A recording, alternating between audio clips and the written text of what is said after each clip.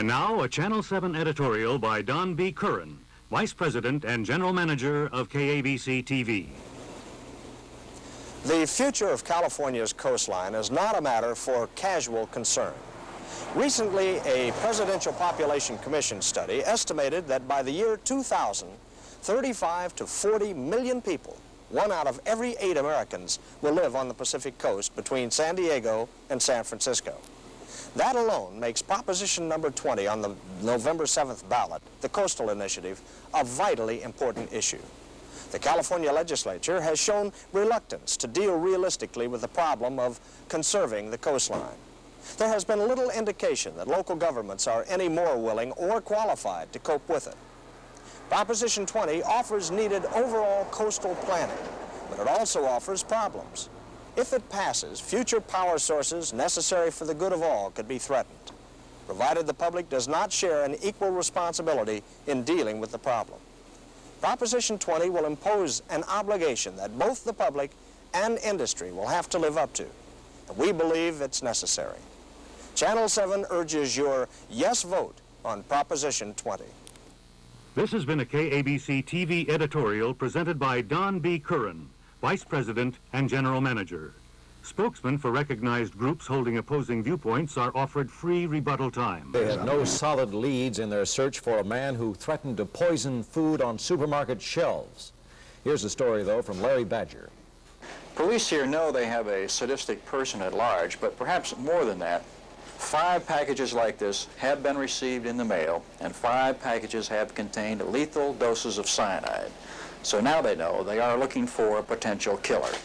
So far, 9 of these letters with the dried packaged food have been received by residents of Sacramento. They came in a brown envelope with the same return address and the same name, although police have cleared the residents at the return address and say the name is fictitious.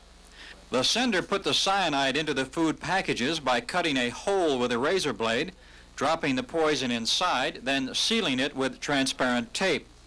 The accompanying letter is where the political overtones come in.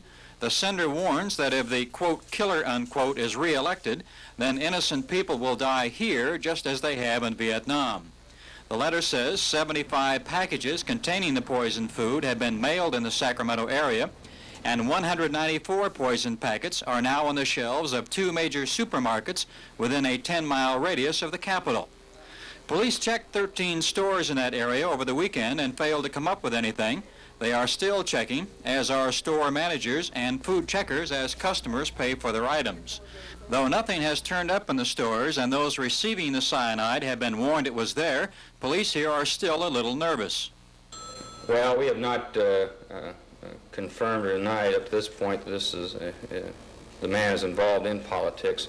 We will confirm that his feelings are related to the Vietnam War and the killing of innocent citizens in Vietnam, and we do not want to say at this time that we feel this is strictly a publicity stunt, but it does appear that this could be a very good reason why the man was doing it. So far, no one has been hurt by all of this, but police are still giving out the warnings and still looking for whoever it is that has the cyanide. This is Larry Badger, Channel 7 Eyewitness News in Sacramento. I get all my towels at JCPenney for one simple reason. I just can't find a better value for $1.85. They come in great prints and colors with matching washcloths and hand towels, too. Aren't they pretty? And so thick and soft and absorbent. That's because they're 100% cotton. I like that for my family. In fact, I like everything about JCPenney cotton towels, especially the way they feel. Does that feel good? You're a good boy.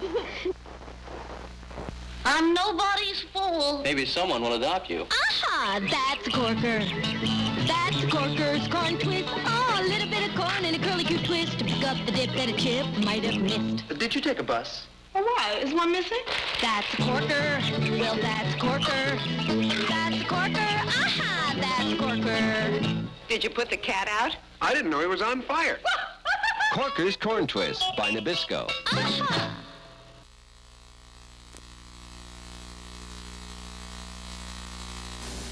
The term cupboard's old-fashioned, and so is wax.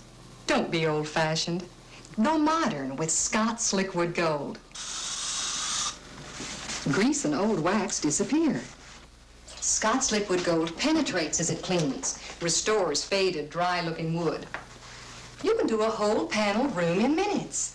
Wipe it dry and see the richness of your original paneling. Either way, liquid or spray, there's nothing else like it. Excuse me, does your margarine taste like butter?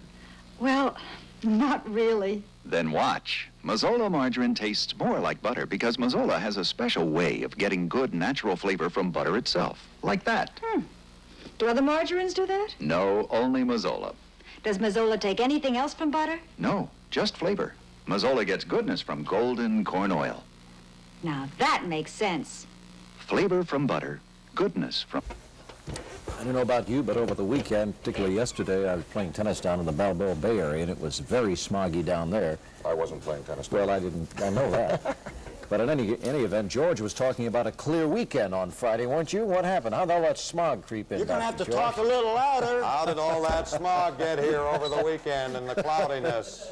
I'd rather not talk about the weekend. God, that was embarrassing, wasn't it? Ooh-wee. All right, but we do have a little bit, and I suspect we'll have a little bit yet tomorrow, but we're going to have a change of wind direction by tomorrow. Tomorrow the wind should start coming in off of the ocean again, clearing things up. Here's our general picture. It looks very good for most of the nation, including Southern California. If you don't mind a few drops of rain, there's always a chance for a drop of rain. But as we noted earlier, thunder showers perhaps down along the Gulf where the moisture is coming up off of the Gulf, showers over in the Great Lakes area, and over here in northwest northern Idaho and up to the Continental Divide in Montana. Coldest part tomorrow will be up in the Dakotas where the high will be in the 30s. And now we have the kind of satellite pictures that I am satisfied with. Not really. They're the best that I've gotten yet. I've never cared for that big satellite picture that shows what Florida is like. We've got them right over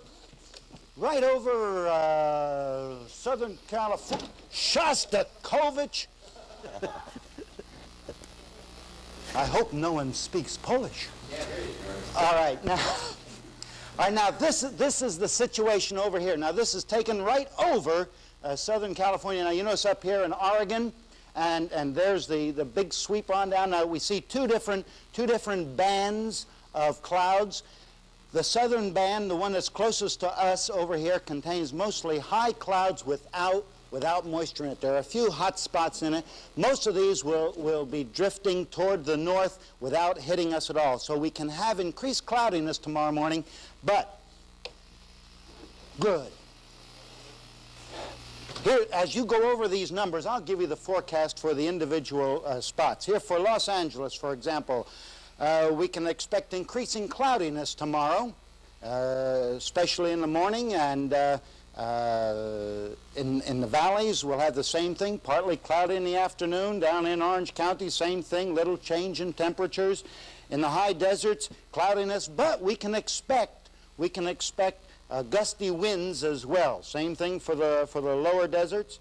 In the mountains, something interesting. Along the coast, we'll have clouds part of the way up, upper slope fog, or fog aloft, as somebody once said. But the other mountains will have rain showers. Perhaps we'll have snow around Mammoth, above 6,000 feet for tomorrow. But it ought to be a pretty good day. Get out and vote. Chance for showers. Adios. Thank you, George. That's Eyewitness News for now. A KABC editorial is next, followed by the ABC News with Harry Reasoner and Howard K. Smith, and the Monday night football game, and we'll be back at 11 with more Eyewitness News. See you then.